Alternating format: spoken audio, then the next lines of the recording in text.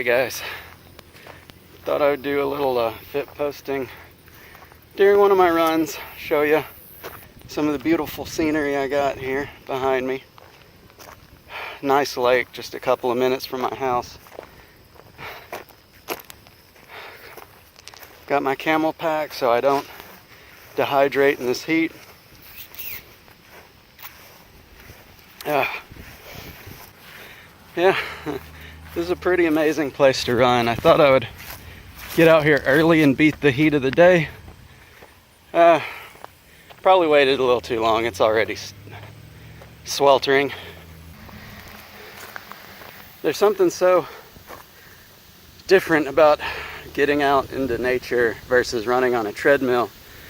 I can't do cardio indoors. It's too frustrating. But yeah, a lot of people try to get to come out and exercise with me complain that they hate nature and they want to stay inside on the treadmill. I don't get it. Insert typical cliches about hamsters running on wheels. I don't know. What are your thoughts?